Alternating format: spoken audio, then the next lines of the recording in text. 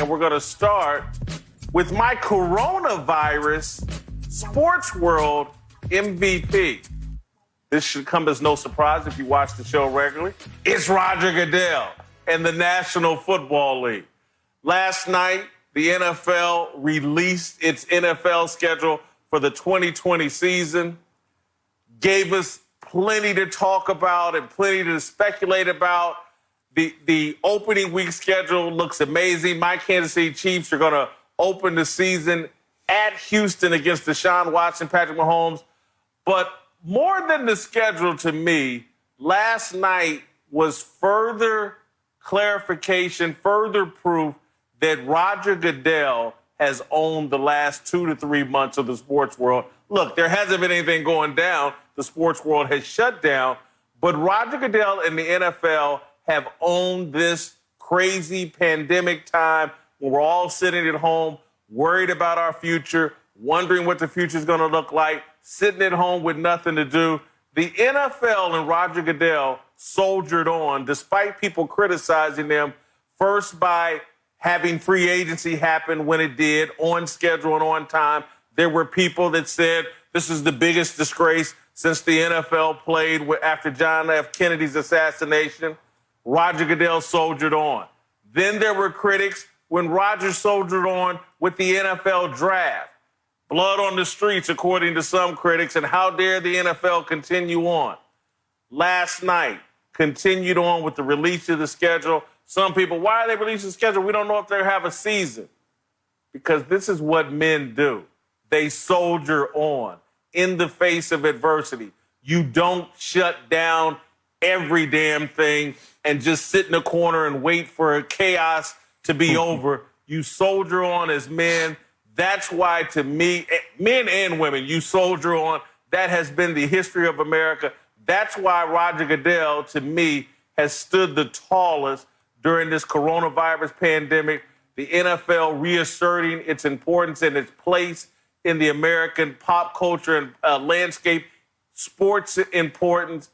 I just thought last night was the final tip of the hat to Roger Goodell in terms of, this is a guy that's been under some scrutiny for the last 5 years because of his handling of the personal conduct policy, because of some off-the-field issues as it relates to NFL players.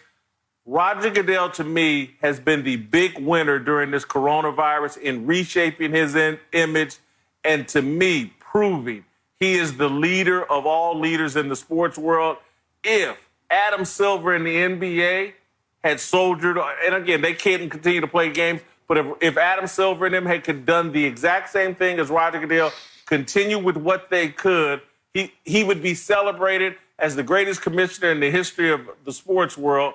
But because it's just Roger Goodell and it's the NFL, I have to say it, the rest of the media maybe will jump on board. But Roger Goodell, my clear coronavirus MVP, love what the NFL did last night, love what they've done this entire offseason, love the fact that Roger Goodell has stood up to his critics and done the right thing by his league and by, I think, American sports fans. All right, Marcellus, any disagreements or any thoughts on who has stood the tallest during this coronavirus pandemic in the sports world?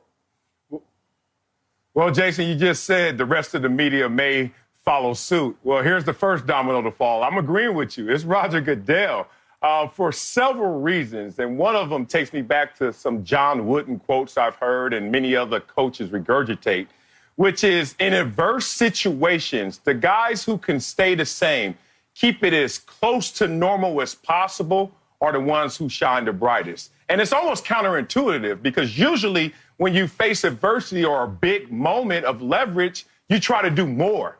But Roger Goodell said, no, we're just going to keep this status quo. We're going to keep our normalcy. And I think that him leading the greatest sport in our country on top of keeping things on schedule, that can't be diminished and that shouldn't be denied. Now, also, let's talk about the makeover in terms of humanizing Roger Goodell and humanizing the NFL. As you mentioned, the last 5 years, a lot of disciplinary issues that made people scratch their head at the NFL, maybe turn a little squint at the NFL, not necessarily in full favor of what the NFL was doing. But think about what the draft did. in terms of the record viewing, 55 million people at home who were at home just like the same draft prospects that were now transitioning into the NFL. So it humanized Roger Goodell sitting on that chair or looking at that Zoom board of fans. It humanized them because it made us all feel like we were a part of the process. No longer this spectacle that was isolated for just 300 guys. It was for the masses, and I think that helped in his makeover. And if you finally want to look at this in totality, the NFL, according to all schedules, looks like it's still going to be on pace to open its doors, not only for its services, but for fans to enjoy come September. Like you said, the schedule release, also more condiments on this, but basically Roger Goodell, without much competition, has certainly won this offseason. Roger Goodell is not my MVP in the sports world since the coronavirus hit us. But I will say, and I agree with you guys, that no one has done more to transform the perception of them and elevate their profile. I agree 1,000% in that he has been able to humanize himself and he has been a great leader. But I'm going to go with Mark Cuban, the owner of the Dallas Mavericks, as my MVP because he was the first owner hours after the league shut down, who said, I am going to take care of the hourly workers that are going to be affected by this shutdown. I'm going to make sure that they are going to be taken care of. He's the first owner to say, you know what, opening up practice facilities next week or whenever is just not worth it at this point.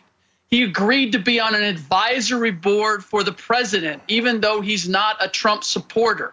He has been providing advice to small businesses about how they can access federal loans. Every step of the way, look, Mark Cuban is a maverick in more ways than one, but every step of the way, he has been assertive and clear, and he has been thinking about people beyond the sports world that are being affected, that are less advantaged, less privileged than he is. And I just give him high marks for the way that he has approached all that. I agree with you. Roger Goodell has done a tremendous job. But for me, what Mark Cuban, the way he has stood up and stepped forward, I commend him. It's not a surprise, but it certainly is commendable. All right, listen, Rick, I can't rebuke anything you said. I can't reject it.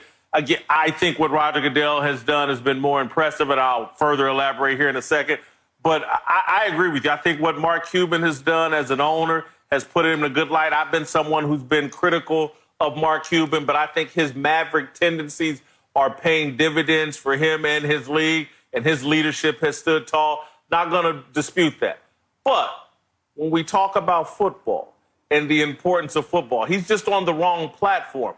Football is the most powerful platform we have in all of sports. It's the most powerful thing we have in all of popular culture. And I go back, this week I saw a picture that Tony Barnhart, longtime college football writer, he tweeted out a picture of a 1918 Georgia Tech football game where it was during the Spanish flu, a terrible pandemic that shocked the world and shocked the United States. And when I saw this picture, it just reminded me again of the importance of football and not to diminish any other sport.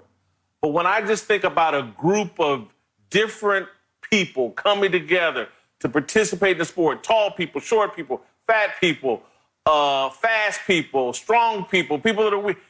Football brings everyone together, and football's importance in American society has just gotten stronger and stronger and stronger, but it's always been there going back to, and I actually, before even seeing this picture, I'd actually looked up what happened to college football and football during the Spanish flu.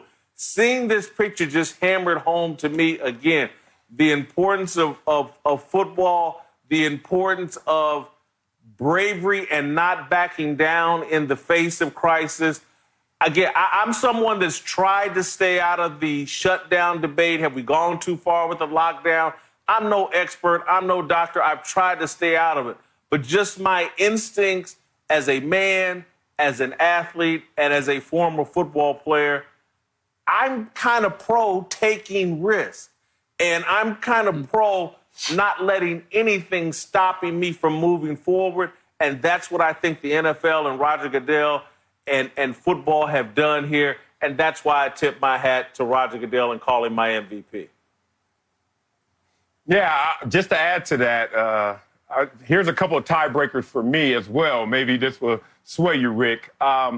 There's an unintended consequence, a blessing in disguise that happened this offseason during the corona pandemic for the NFL, for Roger Goodell. And that was the new draft format.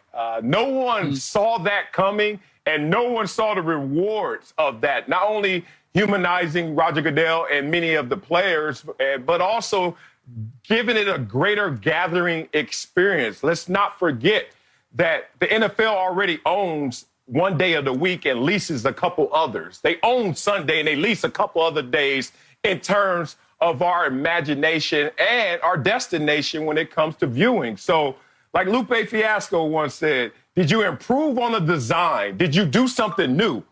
No other league can say that except the NFL. We actually improved on the design. And they're now using some of that big business talk in terms of, yeah, this offseason was a great learn for us. You know what that means? We're going to morph what we saw this year in the draft, what's going forward next year. So they've improved on their product, and that's hard to beat. Yeah, I don't know that you're going to convince me to leave Mark Cuban in this argument, but and again, it's not a big fight that I have. I'm not resisting the idea that Roger Goodell has been great. I would say that the broadcast of the draft, you have to give a tip of the cap as much to the NFL Network and ESPN and how well that went off. I love that Roger Goodell still invited the whole idea of booing the commissioner. That, to me, humanized him and made him personable, along with just seeing him worn out sitting in his big leather chair. I loved all of that. But ultimately, I not only like leaders and I like being decisive and I like taking risks. I'm one of those too. But I also like being smart and taking smart risks. And Mark Cuban has been very forward-thinking in terms of how do we make the best decisions, not just for our sport, but our entire country. And it's great that we have the diversion of the draft and the promise of football coming back. But ultimately, we have to see if that happens. Mark Cuban making sure that people are still going to have $1 in their pocket and that they're not worried about whether they're going to be able to eat next week, to me, is what puts him over the top, because he's thinking beyond the sport. He's thinking about, how do I just take care of people that are in my purview? He is taking care. If you shop local in Dallas, he is helping pay if you're helping support local businesses. I just love the whole mindset where he approached this issue and said, how can I be a proponent for doing the right thing? I'm going to end on this note, and this is not a shot at Mark Cuban, Rick, but I also think he's running for president in 2024. So I think that also explains some of his actions. Thanks for watching. Subscribe here to get the latest from the show. And be sure to check out more of the best clips from Speak For Yourself, or go watch a few segments from our other shows on FS1.